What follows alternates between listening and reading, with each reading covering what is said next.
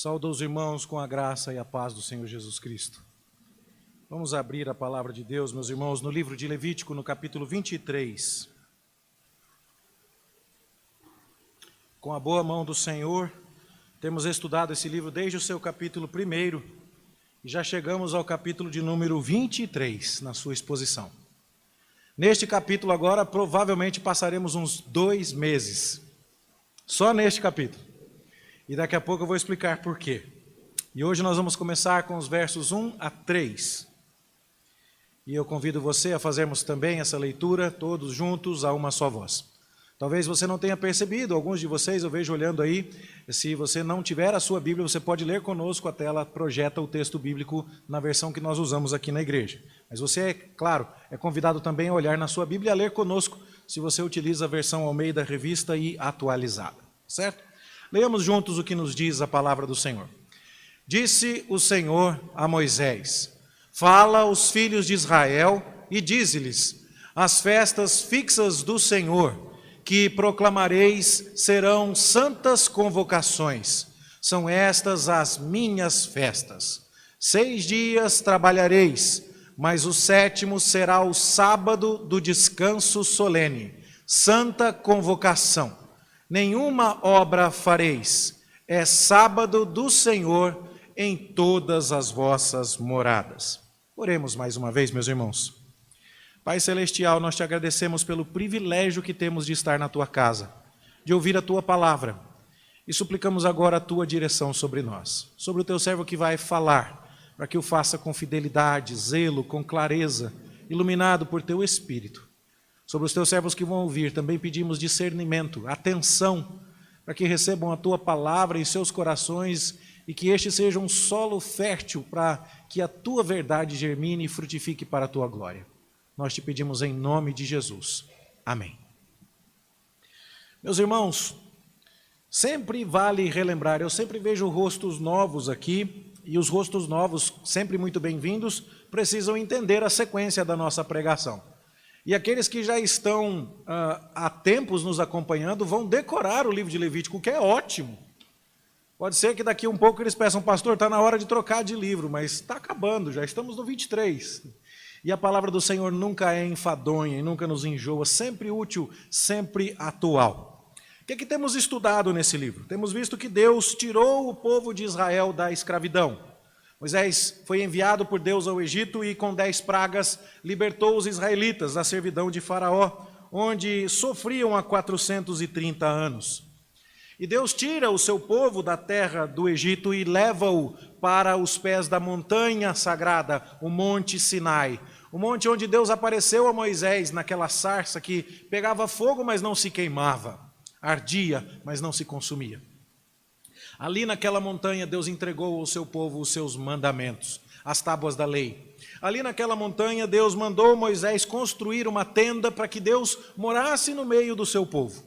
E esse é um passo gigantesco na história da salvação da raça humana, porque o homem foi expulso da presença de Deus assim que pecou no jardim do Éden. E Deus prometeu que aquilo seria revertido. E agora há um passo enorme de Deus na direção dessa reversão, porque Deus vem morar na presença, na companhia de homens pecadores. Uma tenda é construída e é algo a se celebrar. Porém, como este não é o estágio definitivo da reversão do pecado cometido no jardim do Éden, as coisas são perigosas. É o Deus Santo habitando no meio de um povo pecador. As notícias são maravilhosas, Deus quer ser nosso vizinho, mas é preciso tomar muito cuidado, porque ainda são indignos recebendo o Deus Santo e Todo-Poderoso. O livro de Levítico regula esta convivência, de tal forma que Deus habite naquela tenda e não consuma os pecadores que estão ao seu redor, mas receba-os. E que apesar da santidade de Deus, os pecadores que obedecerão aos códigos e às normas de convivência que o próprio Deus estabeleceu, poderão se achegar.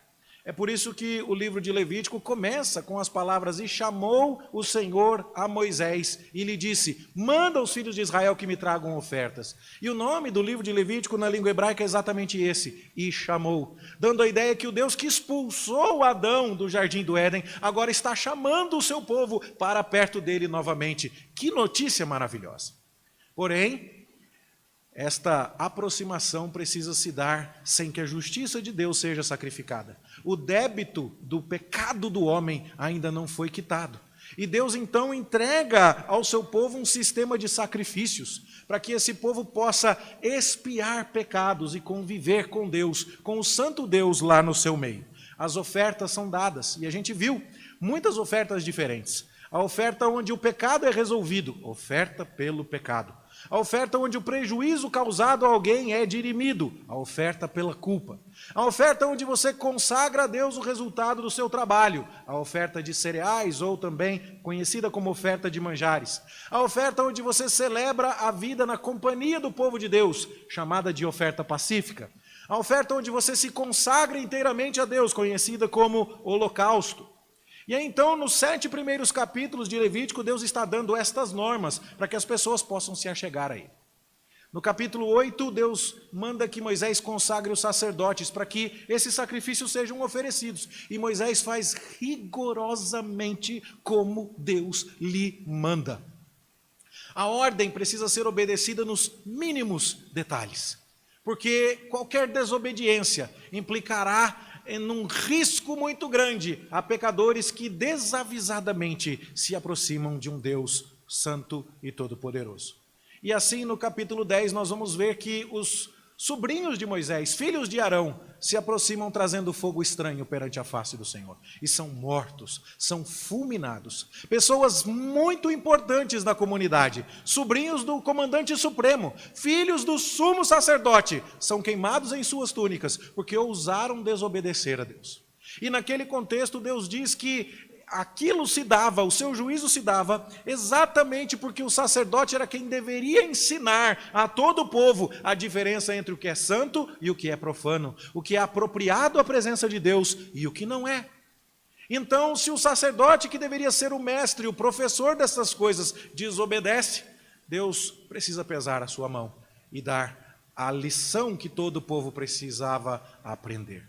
Dali para frente, capítulo 12 de Levítico, o que nós vamos ver são regras onde Deus explicita o que é adequado à sua presença e o que não é, o que é puro e o que não é puro. E nós vimos aqui que Deus fala a respeito da comida, que Deus fala a respeito das normas de saúde, Deus fala sobre como uma mulher deve dar à luz, Deus fala sobre até mesmo a intimidade de um homem com a sua esposa. Nós vimos, inclusive, hoje pela manhã, que Deus regula as relações íntimas, a relação sexual, mostrando que Deus está interessado em todos os aspectos da vida e que o seu povo deveria ser um povo santo, que não praticava as abominações dos povos da terra de Canaã ou do povo do Egito, mas um povo que vivia para o Senhor, com uma norma de vida completamente diferente. Esse povo tinha a Deus como sua autoridade suprema. Nós vimos hoje pela manhã que Deus encabeça o capítulo onde ele fala sobre sexo e termina esse capítulo falando repetidas vezes: eu sou o Senhor. Aliás, esta é uma expressão que ocorre muito no livro de Levítico. Eu sou o Senhor. Quem é que manda? Quem é que resgatou vocês? Quem é que salvou vocês? Quem é que dá as normas para a vida de vocês? É Deus, porque Ele é o Senhor. Nós vimos que o capítulo 18 trata disso, e se você depois tiver chance de olhar capítulos 19, 20, 21 e 22, você verá que as leis que ali são apresentadas regulam diversos aspectos da vida do povo de Israel, mas várias delas são uma repetição dos 10 mandamentos. E eu estou escolhendo de propósito não demorar-me nestas leis, porque elas são mais conhecidas a nós. Então, se você olhar para o livro de Levítico e perceber que em Levítico capítulo 19, Levítico capítulo 20, Levítico capítulo 21, você vai ter a repetição de muitas coisas que já foram dadas por Deus lá no pé da montanha, nas tábuas da lei, nos mandamentos que você conhece, você e eu, então, não teremos grandes dificuldades de compreender estas coisas. Agora, portanto, eu já vou direto do capítulo 18 para o capítulo 23. É de propósito. É consciente, mas é porque no capítulo 23 que nós teremos agora novas informações que demandam explicação. Aquilo que você viu e pode ler nesses capítulos que nós pulamos, se você prestou atenção e pôde acompanhar as nossas mensagens anteriores, você não terá dificuldade de interpretar. Porém agora, no capítulo 23, Deus vai abrir e dizer assim: agora nós teremos santas convocações. Deus abre a agenda do povo e diz: agora marca aí os feriados que eu designei para você todo ano. Eu costumo ilustrar isso com o que aconteceu uma vez no início do meu casamento. Naquela época a gente não usava smartphone, ainda nem se usava o tal do Palm Top, era agenda de papel mesmo, 1998, casado há 23 anos. E um dia eu estou com a minha agenda de papel e eu abro, e no dia 17 de outubro, meu aniversário de casamento, dia 15 de março, melhor, foi aniversário da minha esposa, estava escrito lá, é aniversário da Priscila, com a letra dela. É aniversário da Priscila, vou comprar um presente bem bonito e vou levar ela para jantar fora num lugar bem legal. A minha esposa abriu a minha agenda e marcou para mim um compromisso. Foi o que Deus fez com o povo de Israel. Ele abriu a agenda do povo de Israel e disse assim: nós temos alguns compromissos aqui. E são estas as minhas convocações. Fábio, seria possível colocar o texto novamente para a gente ver aqui, ó, de Levítico 23, 1 a 3? Veja lá, fala aos filhos de Israel, as festas fixas do Senhor, que proclamareis, serão santas convocações, são estas as minhas festas. Deus está dizendo, eu tenho planos para você. E basicamente isso significa que se Deus regulava o comportamento do povo, quando dizia o que o povo deveria comer, se Deus regulava a sexualidade do povo, como vimos hoje pela manhã, se Deus regulava a conduta geral quando repete os 10 mandamentos e regulava, portanto, a ética do povo, se Deus regulava, inclusive, a adoração do povo com as ofertas, ele também regulava a agenda. E se as ofertas e os sacrifícios mostravam, como nós tivemos chance de ver, que Deus é o Senhor dos bens do povo de Israel, afinal de contas, um animal que era oferecido em sacrifício custava caro. Afinal de contas, aquilo que deveria ser trazido como oferta das primícias tinha a ver com as primeiras colheitas e o primeiro resultado da lavoura. Deus era o dono do bolso das pessoas. Mas aqui no capítulo 23 ele está dizendo, eu não sou só dono da sua vida. Eu não sou apenas o responsável pela sua salvação. Eu não sou apenas aquele que regula a sua ética sexual. Eu não sou apenas aquele que diz que você não rouba. Eu não sou apenas aquele que diz que você não jura falsamente. Eu não sou apenas aquele que diz que você deve honrar o seu pai e a sua mãe. Eu também sou aquele que abre a sua agenda e diz quais são os compromissos que você terá comigo. E essas festas são minhas. E elas são santas convocações, e vocês haverão de comparecer perante mim. Está aí uma palavra extremamente necessária para os dias de hoje. Você já viu alguém que disse assim, pede o que você quiser, eu dou dinheiro, mas tempo eu não tenho. Já encontrou alguém assim? Alguém que está disposto a falar assim, eu posso fazer, mas eu estou tão ocupado. E no final das contas, a gente tem tempo para aquilo que nos interessa. Você lembra quando você namorava? Você arruma tempo. Eu fazia faculdade de Direito, trabalhava na borracharia com o meu pai e dava um jeito de encontrar minha namorada. Porque ela era importante. E Deus está dizendo assim, eu tenho que ser importante. E eu vou abrir a sua agenda e você vai separar tempo para mim. E Deus então vai marcar aqui ao longo do capítulo 23, 7 festas. 7 ocasiões em que o povo de Israel precisa celebrar a sua história. São 7 feriados nacionais mesmo. E a gente vai ter chance de falar sobre isso em cada uma dessas festas. Portanto, quando eu disse 2 meses, eu não estava brincando mesmo, não. Hoje é só o sermão introdutório a respeito do dia do sábado, mas existem 7 festas específicas que nós precisaremos estudar. A festa da Páscoa, a festa das primícias, a festa dos pães asmos, a festa de Pentecostes, o dia das trombetas, o dia da expiação, que nós já vimos, e o dia dos tabernáculos, a festa dos tabernáculos. Todas estas festas, Deus está dizendo, anota aí, nós temos um compromisso. Meus irmãos, os nossos dias ainda preservam alguns elementos da moralidade cristã. Ainda há pessoas que se queixam de políticos que roubam, sabendo que não furtarás é um mandamento que permeia a ética subjacente da nossa sociedade. Ainda há pessoas que entendem que o adultério não é aceitável, que a fidelidade é algo que se espera num compromisso matrimonial. Ainda há pessoas que entendem que honrar pai e mãe é sagrado. Ainda há muita gente que entende que falou tem que cumprir, não se deve dar falso testemunho. Mas se existe um mandamento que tem sido ignorado nos nossos dias, é o mandamento de separar o tempo de Deus. Deus está dizendo, o tempo é meu, a sua agenda me pertence. E eu marquei uns compromissos para vocês, e não se trata de uma opção, são convocações. Convocações que Deus está fazendo para o seu povo santo, para que compareça diante dele para lhe prestar culto. É essa, e nada menos do que essa, a linguagem com a qual Deus se refere à agenda estabelecida em Levítico capítulo 23. Deus tem uma agenda para nós. E a primeira das convocações de que ele trata é exatamente a questão do sábado. E eu quero falar um pouco com você sobre isso.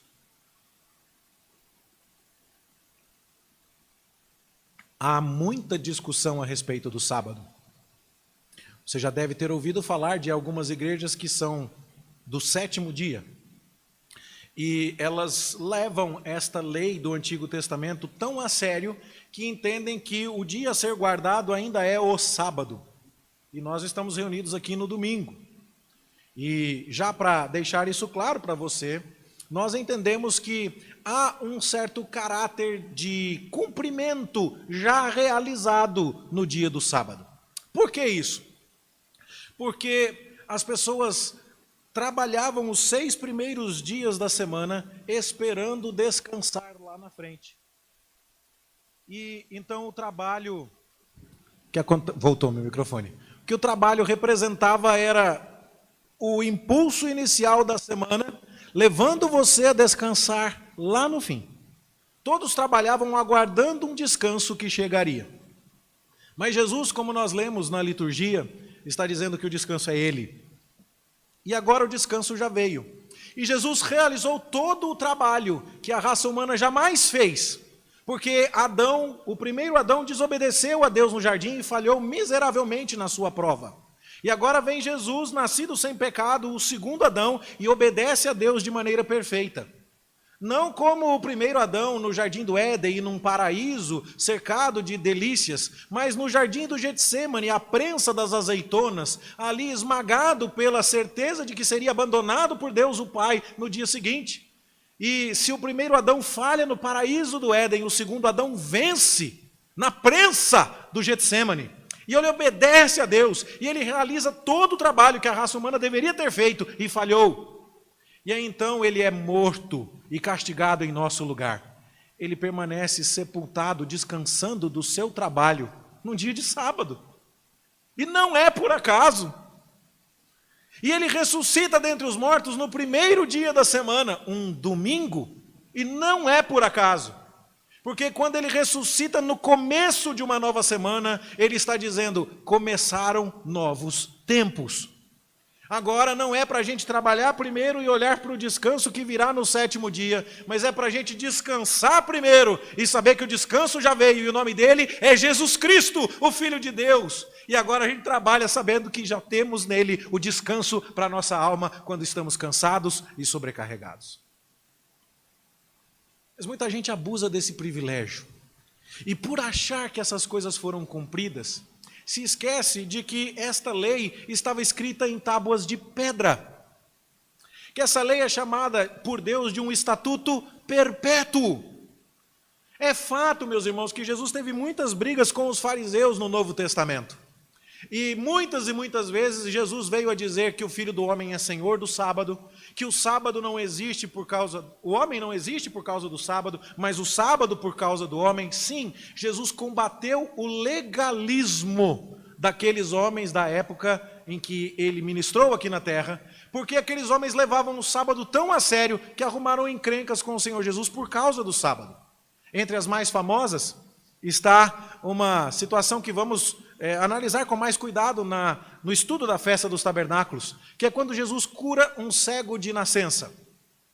Você sabe que na Bíblia não há relatos de ninguém curando os cegos. Só Jesus faz isso. E o Salmo fala claramente que é Jeová, Yahvé, quem abre os olhos aos cegos. Ninguém curou cego na Bíblia. Você já parou para pensar nisso?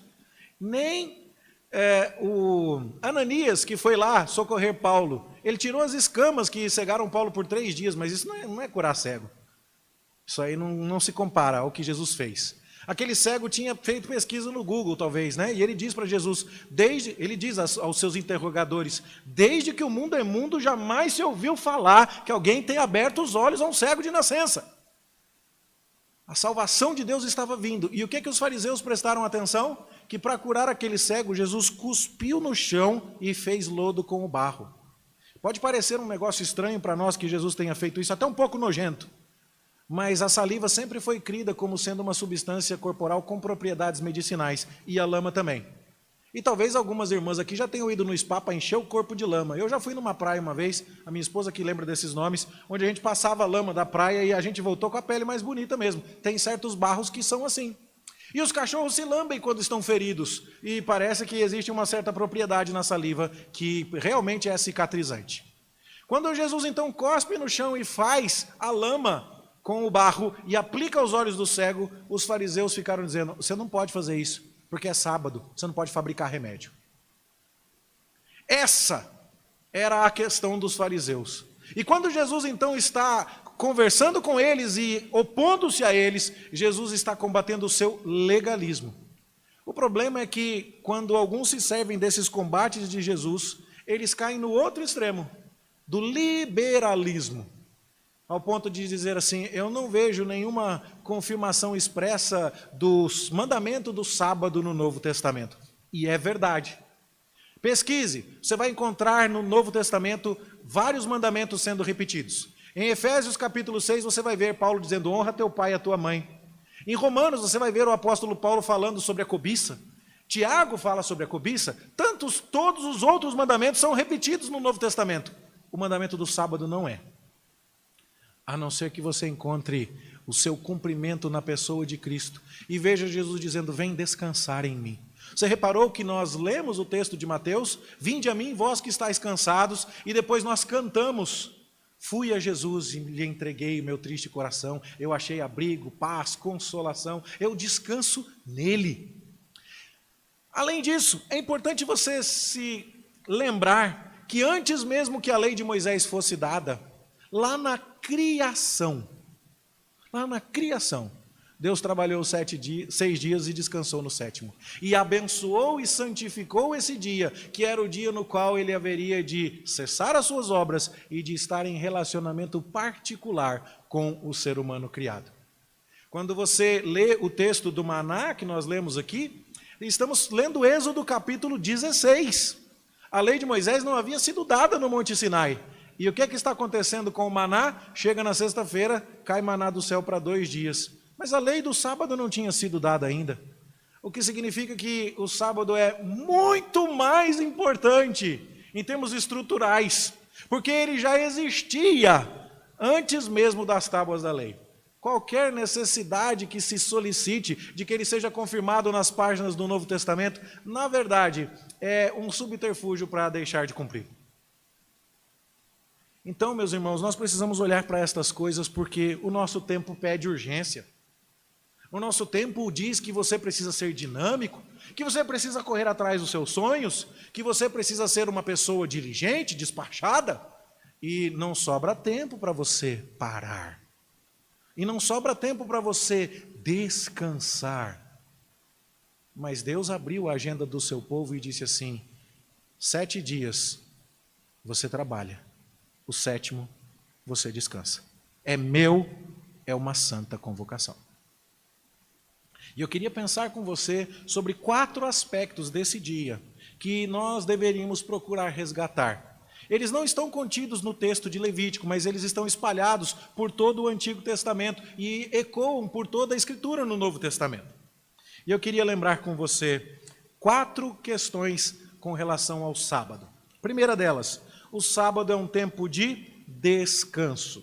Você leu lá no texto de Levítico, sábado do descanso solene, santa convocação.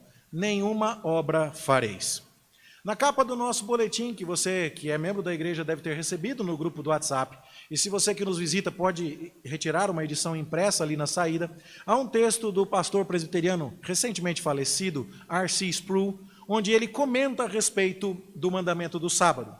E ele diz assim: 6 dias trabalharás não é um interessante prelúdio planejado para meramente apresentar o contexto do mandamento que está por vir. É um mandamento em si mesmo. Ou seja, Deus está mandando você trabalhar. Essa história de meu sonho é conseguir ganhar 1 milhão e aos 30 anos parar e não fazer mais nada, precisa ser revista. Porque Deus está nos chamando para trabalhar neste mundo. E para cultivar este mundo, e para melhorar este mundo para a sua glória. E aí então, 6 dias você trabalha. Isso é um mandamento em si mesmo. Mas depois vem o mandamento do descanso. Quando o mandamento do sabá passa a tratar do dia de observância, ele não ordena apenas que evitemos trabalhar. É muito mais profundo do que não trabalhe. Nós somos ordenados a descansar. Você já tirou férias e não relaxou? Você já não achou que aquelas férias eram muito curtas e enquanto no primeiro dia que você saiu, você ainda estava lembrando do que você fez nos 3 últimos dias de trabalho e do 3º ou 4º dia para frente das férias você já estava de olho no que você ia ter que fazer 3 dias depois? Provavelmente você sabe o que é não trabalhar e mesmo assim não descansar. Não trabalhar é uma coisa, descansar é outra completamente diferente. E Deus está mandando a gente fazer as duas coisas. Não é simplesmente parar de trabalhar e ficar olhando para a pilha de serviço ali e ficar dizendo, não posso trabalhar agora porque hoje é domingo, hoje é dia do Senhor e tal, e ficar esperando da meia-noite, porque daí você vai virar a noite de domingo para segunda trabalhando. Você não descansou. Sábado é um dia de descanso. Sábado é aquele dia onde você diz assim, tem alguém tomando conta da minha vida, tem alguém carregando o meu fardo, tem alguém que está velando por minhas necessidades. E ele me ordenou confiar nele. Talvez eu já tenha contado essa história aqui, mas é o caso de contar de novo. Uma vez clonaram a placa do meu carro. Eu era seminarista. Eu tinha um Uninho. Bonitinho. Mas eu não tinha dinheiro para mais nada. Nem para botar gasolina no Uninho, eu não tinha dinheiro. Seminarista. E aí clonaram a placa do Uno e tomaram mais de R$2.000 de multa com o meu Uno. E aquilo para mim era uma catástrofe, era dinheiro demais. E eu fui para a casa do meu pai, e cheguei lá, meu pai era advogado. E eu cheguei e falei, pai, clonaram a placa do meu carro e tal. Ele falou, deixa eu ver. Aí ele pegou aquele talão de multa, dobrou assim, colocou no bolso. Falei assim, não, isso é que eu resolvo. Como é que está a vida, filho? Falei, pai, o senhor não está entendendo, pai. Clonaram a placa do meu carro, R$2.000 de multa, pai. E ele falou, já falei que eu vou resolver. E eu, pai, mas o senhor não está... Ele, filho, fica quieto. E quando meu pai falava, eu sou daquela época que quando o pai fala, o filho obedece. E eu fiquei quieto, que era meu pai. Aí ele falou, Márcia, traz aquele pudim lá, traz uma Coca-Cola. E aí apelou, né, pudim com Coca-Cola, vou ficar quieto, né, não teve jeito. Mas eu fiquei quieto pensando na multa. E aí eu fui embora e ele falou, já falei que eu vou resolver. Segunda-feira, 4 horas da tarde, outro dia, ele me manda um e-mail dizendo assim, já resolvi tudo lá no Detran.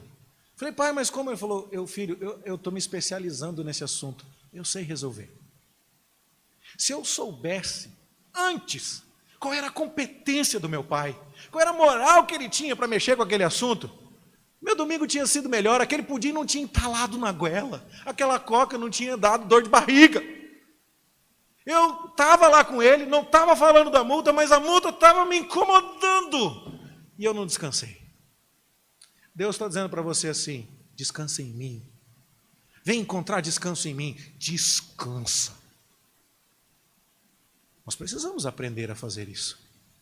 Nós precisamos parar. O nosso mundo está ficando doente. As pessoas estão ficando ansiosas, estão tendo crises de pânico, estão tendo ataques de ansiedade, porque nós desaprendemos a descansar. Nós precisamos descansar em Deus. O descanso já veio. Deus está mandando a gente começar a semana descansando nele. O primeiro dia já é o dia da festa. Nós precisamos nos lembrar disso.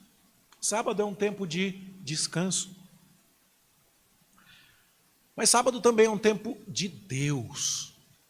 Está dizendo lá, o sábado é do Senhor. Sabe o que isso significa? O sábado não é seu. E agora, quando eu falo sábado, eu espero que você me entenda, eu já estou me referindo ao sábado cristão, ao dia do domingo. Esse dia não é seu. Você sabe dizer para mim o que é um dia? Porque às vezes as perguntas óbvias precisam ser feitas. O que é um dia? É um período de quanto tempo? De 24 horas. Pois é. Então Deus não pediu para você se arrumar às 6 horas da noite e aparecer aqui às 7 e pronto. E o que você fez até agora, tudo bem, porque o dia era seu. Não era. O dia é dele. O dia é inteirinho dele. Isso significa que se o dia é de Deus, até a hora em que a gente vai dormir no sábado à noite, tem implicações para como nós estaremos nos sentindo e dispostos ou não no dia de Deus. O quanto nós estaremos preparados para isso ou não.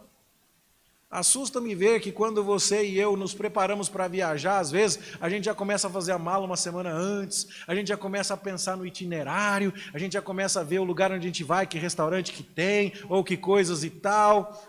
E quando se trata de planejar o dia do Senhor, a gente desde segunda-feira está tomando decisões que vão impactar o nosso domingo e vão roubar tempo de um dia que não é nosso. Um dia que não é nosso. Deus está falando de um dia inteiro. O Catecismo Maior de Westminster, quando trata da explicação desse mandamento, diz o seguinte: o que se exige no quarto mandamento? No quarto mandamento exige-se que todos os homens santifiquem ou guardem santos para Deus todos os tempos estabelecidos que Deus designou em sua palavra, expressamente um dia inteiro em cada 7, que era o 7º dia desde o princípio do mundo até a ressurreição de Cristo, e agora é o 1º dia da semana desde então, e assim há de continuar até o fim do mundo. Esse é o sábado cristão, que o Novo Testamento chama de o dia do Senhor. Trata-se de um dia inteiro. Sabe aquela questão? Os jovens vão fazer uma programação e vão tomar sorvete. Louvado seja Deus. Tomem sorvete no sábado. Mas lembre-se, o dia seguinte não é de vocês. Não estraguem o dia seguinte indo até o limite do dia de hoje. Gosto de falar com noivos quando vão fazer festas de casamento. Casa cedo no sábado, porque no domingo tem escola dominical e você não vai tirar o povo da igreja. Que tristeza é ver que quando o povo casou no sábado, no domingo não tem ninguém. Mas espera aí, qual é o noivo mais importante? Qual é a noiva que tem que estar mais linda? Claro, vamos respeitar, vamos nos solidarizar com os nossos irmãos, é maravilhoso, mas domingo é dia de Deus, o dia não é nosso. Então, nós precisamos nos lembrar disso. Todas as vezes que Deus quis declarar que alguma coisa era dele, ele tomava conta das extremidades. Se você for olhar como é que Arão foi ungido, você vai ver que Moisés passou o sangue na ponta do seu dedão do pé e na ponta da orelha. E por quê? Porque não ia dar um banho de sangue de animal no sacerdote. Podia ser alguma coisa que lhe trouxesse até alguma complicação sanitária. Mas a ponta do dedão do pé e a ponta da orelha diz assim, da ponta de cima até a ponta de baixo é meu. E é assim que Deus faz, pegando as extremidades do dia. E ele ordena que um holocausto seja oferecido no crepúsculo da manhã e outro no crepúsculo da tarde, para dizer, os dias são meus e vocês vão abrir o dia na minha presença e fechar o dia na minha presença. E nós temos a oportunidade de viver num país livre. E temos a chance de vir à casa de Deus para dizer, Deus, o dia é do Senhor, nós vamos começá-lo na Tua presença. O dia é do Senhor, nós vamos encerrá-lo na Tua presença. E muitas vezes nós agimos como se tivéssemos a liberdade de olhar para Deus e dizer assim, o Senhor vai ficar com metade e é melhor o Senhor se dar por satisfeito, que pelo menos eu estou indo. Não é assim que está escrito na minha Bíblia. Sábado é um tempo de descanso. Sábado é um tempo de Deus. Mas sábado também é um tempo de prazer. Eu gosto dessa ilustração, e talvez eu já tenha usado aqui, mas não tem problema. Tomara que você a decore um dia como eu. O marido perguntou para a esposa assim, meu benzinho, eu tenho que te dar um beijinho de boa noite? É meu dever te dar um beijinho de boa noite? Pela cara da Kathleen, eu acho que eu já contei. E a esposa virou para o marido e falou assim, você tem que me dar o beijinho de boa noite, mas se você me beijar só porque é seu dever, você não fez o que devia. Seu dever não é me beijar, seu dever é querer me beijar. Essa mulher pegou o marido na curva, hein? Seu dever não é só me dar o beijo, seu dever é querer me dar o beijo. Por quê? Porque o marido tem que ter o seu coração voltado para a sua esposa e amá-la e entesourá-la de tal forma que ela seja a delícia dos seus olhos. Se ele foi lá e deu aquele beijinho, sabe aquele beijinho tipo, tchau, aquela coisa chata, nojenta, sem graça, não cumpriu o dever. Entregou o beijo, mas não cumpriu o dever. Quando Deus está dizendo assim, o sábado é meu, Ele não está simplesmente querendo que você acorde da cama com aquele despertador assim, que você quase bateu o martelo em cima do relógio, e você venha para a igreja falando, vai moleque, acorda peste, pastor Márcio está esperando lá, aquele homem de Deus, e não sei o quê, não gosta de começar o culto atrasado, vamos! Desse jeito Deus não está querendo. O que Deus quer, Ele mesmo deixou escrito na sua palavra, alegrei-me quando me disseram, vamos à casa do Senhor. Deus quer que o seu vizinho fique olhando para você e fale assim, onde é que esse homem está indo com essa alegria uma hora dessa, meu Deus do céu? Eu preciso de uma felicidade dessa. Se você quiser encontrar, vem comigo para onde eu estou indo. É bom demais lá. E o que é que tem lá? Tem Deus. Tem Cristo. Que maravilha.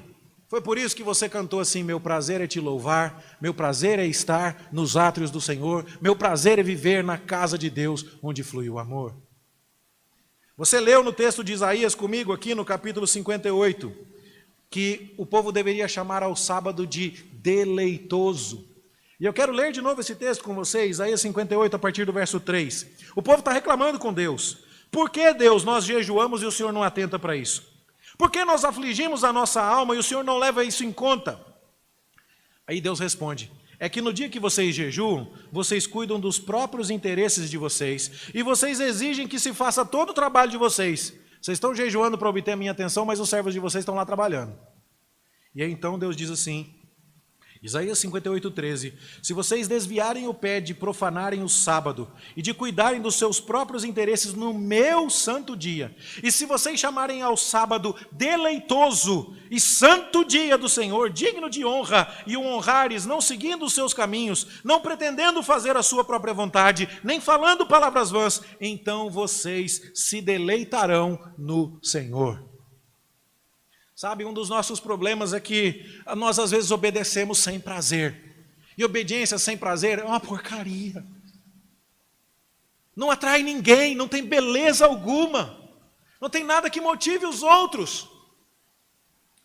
Tome cuidado, você que se escuda nisso e diz assim, hoje eu não estava com vontade de ir no culto, por isso que eu não fui. É porque eu sou honesto, eu não sou hipócrita. Não, você é um pecador duplo. Você não quis ir e não foi. Quem não quis ir mais veio, pecou uma vez só. Você pecou duas. Quando você estiver sem vontade de vir, venha e chega aqui e fala, Deus, eu preciso querer, muda a minha vontade, porque o meu prazer precisa ser estar aqui. Mas no banco o honestão não e fica em casa e se achando o máximo, não. Você é um pecador mais do que quem ficou vindo contra a vontade. Venha. Mas não se contente com isso não, porque o nosso dever é ter prazer nesta obediência. Nosso dever é entesourar Deus de tal forma que essas coisas não nos custem. Já imaginou como seria se a gente tivesse prazer de ler a Bíblia como a gente tem de maratonar Netflix? Como seria se a gente tivesse o prazer de estar na mesa da Santa Ceia como a gente tem prazer de ir a um restaurante comer um filé? Se a gente entendesse essas coisas e tivesse realmente, de fato, o prazer nelas que Deus manda que tenhamos? Quem entendeu essas coisas, não cansa de vir à igreja. Quem entendeu esse prazer de estar na casa de Deus com os irmãos, cantando para Deus, vai embora do culto mais descansado do que veio. Não acha que ficar 2 horas é muita coisa, não. Não precisa ficar levantando de 5 em 5 minutos para ir beber água, para ir no banheiro, porque está quente, porque isso, porque aquilo. O tempo passa na casa de Deus e essa pessoa diz, mas já acabou, eu estava aprendendo tanta coisa desse Deus maravilhoso, que prazer ouvir a palavra desse Deus, passou o relógio, eu não vi. O sábado tem que ser um tempo de prazer. E novamente o Catecismo Maior de Westminster nos ajuda. Na pergunta 117 é dito assim: como deve ser santificado o sábado ou o dia do Senhor, que é o domingo cristão? E a resposta é: o sábado ou o dia do Senhor, que é o domingo, deve ser santificado por meio de um santo descanso por todo aquele dia.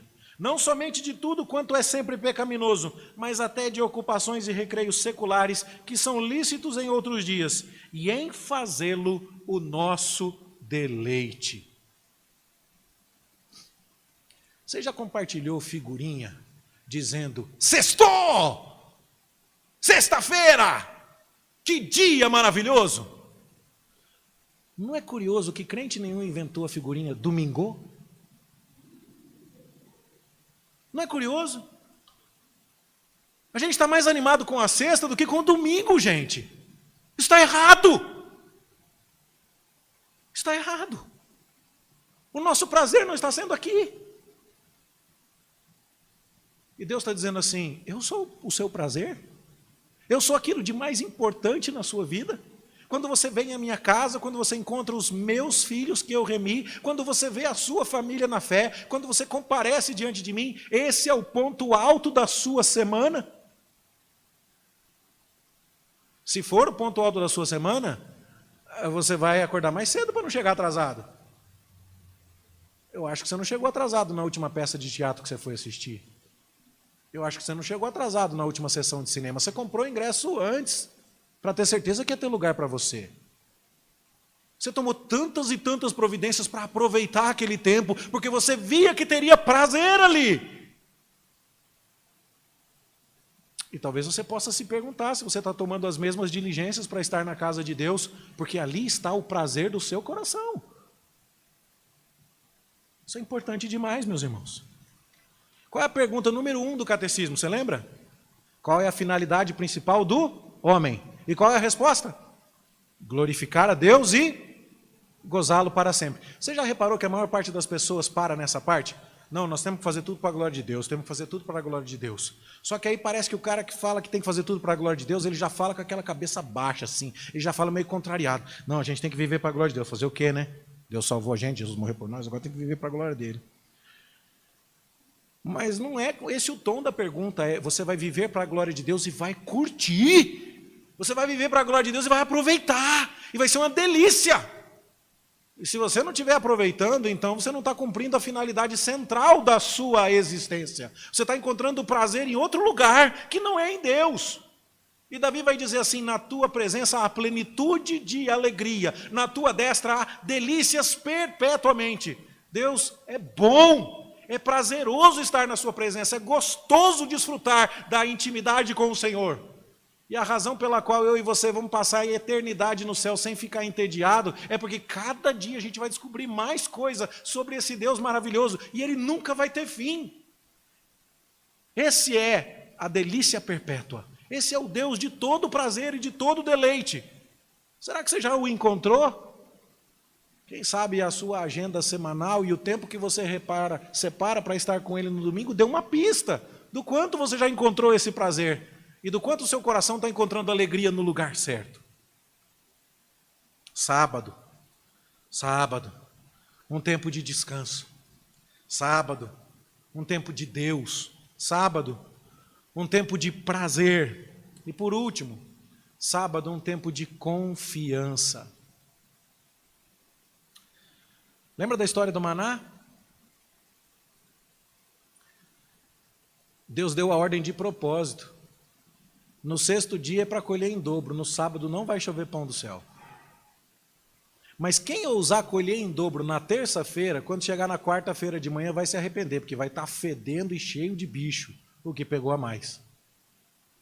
6 dias você vai trabalhar e vai sair da sua tenda e vai colher o maná e vai pegar o que Deus está te dando. E por 6 dias você vai fazer isso. No sexto dia você vai colher em dobro, porque no sétimo Deus não vai mandar, porque Ele quer que você descanse. E Ele quer treinar semanalmente a sua confiança. Hoje eu vou pegar em dobro. E não vai dar bicho? Não, não vai. E por que não? Porque amanhã é o dia que Deus está cuidando de mim, e Ele mandou eu descansar. E eu posso confiar nele que não vai faltar. E eu posso confiar nele que não vai estragar, que não vai dar bicho. Já tive o desgosto de ver pais dizendo assim, pastor, esse ano meu filho não vai poder participar das atividades dos adolescentes, porque é ano de vestibular. E ele vai ficar em casa estudando de domingo. Que tipo de preparação você quer para esse filho? Onde você quer que ele encontre o prazer e a razão da vida dele? Você acha que a agenda da vida do seu filho pertence a você e você pode fazer esse tipo de concessão? Nós não somos de nós mesmos. Nós somos comprados por preço pelo sangue do Cordeiro. O tempo é de Deus. E Deus está nos dizendo, você quer uma vida abundante? Você quer uma vida gostosa de ser vivida? Você quer uma vida prazerosa de ser vivida? Vem me encontrar e confia que eu vou resolver o seu problema. E confia que enquanto você descansa em mim, eu estou fazendo as demais coisas. Davi queria fazer muitas coisas para Deus. E falou, Deus, eu vou fazer uma casa para o Senhor, porque a Arca da Aliança está naquela tenda de pano, que já está meio gasta, já tem 450 anos aqui. Então, eu vou fazer uma casa de cedro para o Senhor. E Deus fala assim, Davi, você não vai fazer nada para mim, eu que vou fazer para você. Eu vou fazer uma casa para você. Só que, quando Davi falava de fazer uma casa para Deus, ele queria dizer que ia fazer uma estrutura para que a arca fosse abrigada, um templo de madeira de cedro. Mas quando Deus falou que ele é que ia fazer casa para Davi, a palavra casa significa, eu vou dar a você uma dinastia, uma descendência real que vai governar para todo sempre. E o herdeiro que vai se responsabilizar no lugar de Davi por construir aquela casa é Salomão. E o outro nome de Salomão é Gedidias, e Gedidias significa amado. E você vai ao Salmo 127 e você vai ver, Salomão escreveu aquele salmo dizendo assim, se o Senhor não edificar a cidade, em vão vigia a sentinela. Se o Senhor não guardar, não construir a casa, em vão trabalham os que a edificam. Salomão está dizendo assim, eu estou construindo uma casa para Deus, mas se Deus não construir a casa para mim, para o meu pai, do jeito que ele prometeu, nada do que eu estou fazendo adianta. Esses dias eu me deparei com uma frase, estava escrito assim, Deus ajuda quem cedo madruga. E tinha uma foto do seu Madruga na frase. E você sabe como eu gosto do Chaves, né? Mas eu falei, não é assim não. Essa frase não está muito boa. Porque Deus ajuda quem confia e descansa nele. Se você falar, eu a levantei, é verdade em termos gerais que nós temos que ser diligentes? Sim. Mas será que a ênfase do nosso tempo deveria ser colocada na diligência? O nosso tempo está mais para ser para que sejamos desgastados de tanto correr atrás das coisas, ou para que sejamos acomodados de tanto descansar? Qual que você acha que é o nosso erro preferencial nos dias de hoje? Nós estamos estressados, nós estamos cansados, nós estamos querendo fazer tudo. E Deus está falando assim, ó, se eu não fizer, não adianta você se matar. Descansa em mim. Tenha o seu prazer em mim. Lembra que o seu tempo é meu. E confia. Confia. Trabalha 6, do jeito que eu falei. E no 7º vem ter prazer na minha presença. E deixa que o resto é comigo. Está aí um mandamento extremamente sério, meus irmãos. E que ficou mais sério ainda por causa dessa pandemia. Onde a santa convocação de Deus dizendo, meu povo, eu quero vocês aqui na minha presença, fez com que alguns de nós atendêssemos às convocações das autoridades civis, atendêssemos às convocações da escola, atendêssemos às convocações e tal, e desprezássemos as convocações de Deus. Deus está dizendo, eu quero vocês aqui. Você sabe que a gente vai se encontrar de novo, né? Se eu cair duro hoje de um infarto fulminante aqui, vai ter um monte de gente aqui que eu ainda vou encontrar pelo resto da eternidade. Eu tenho visto Jesus na vida de muita gente aqui nessa igreja, e eu sei que eles vão estar comigo lá no céu. E você sabe o que a gente vai fazer lá no céu? Isso aqui. A gente vai louvar a Deus, vai cantar junto. Quem sabe, né? Já pensou, Kathleen? Eu no piano, você no violino, Carolina na flauta, né? Tal. E a gente vai lá. Vai ter um monte de gente melhor que nós lá, né? Mas melhor que eu. Que você está difícil, mas melhor que eu vai ter um monte. Mas a gente vai estar lá louvando a Deus por toda a eternidade. O que nós estamos fazendo aqui é tipológico. O que nós estamos fazendo aqui é simbólico. Você tem estudado e tem visto que quando uma oferta de holocausto era feita, a queima completa de um animal representava a dedicação completa de Jesus a Deus. Que quando você oferecia um animal como oferta pelo pecado e a sua carcaça era queimada fora do acampamento, que aquilo apontava para o fato que Jesus morreu na Páscoa e o seu corpo foi queimado, foi crucificado fora da cidade de Jerusalém. Você tem visto a simbologia disso.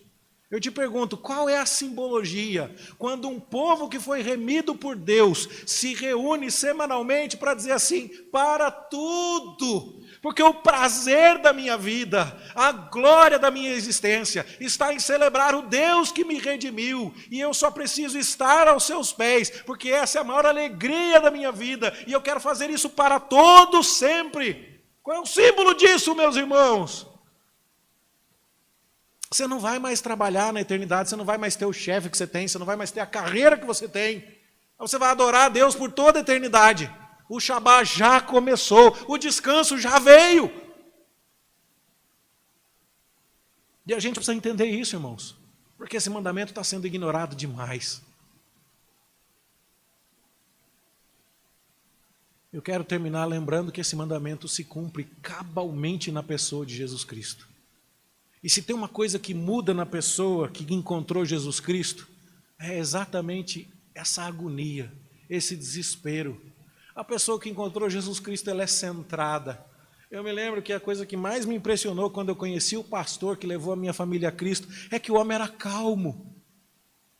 E um dia ele me deu carona, e eu devia ter uns 9 para 10 anos, e buzinaram nas costas do pastor. E eu falei assim, agora eu vou ver esse pastor fazer igual o meu pai, botar a cabeça para fora, xingar, buzinar, atropelar o homem. E o pastor olhou e falou, não, pode passar, meu querido. Eu falei, de onde vem essa calma? E a resposta é uma só, vem de Cristo. Aquele homem está descansado, em Cristo a vida dele está resolvida. Ah, como nós poderíamos encontrar tanta gente mais calma nessa época de tanto remédio para se ficar mais calmo. Era só vir para a igreja de domingo, descansar em Cristo e adorar esse Cristo maravilhoso. Era só obedecer e encontrar o prazer neste Deus que nos convoca de maneira santa. Ele é o descanso. E a minha oração, meus queridos irmãos, é que levemos isso muito a sério. Pense nisso na próxima vez que você for fazer planos para o seu domingo. Pense nisso na próxima vez que você disser, não, não tem problema não, se não der, no domingo a gente resolve. Esse dia não é seu.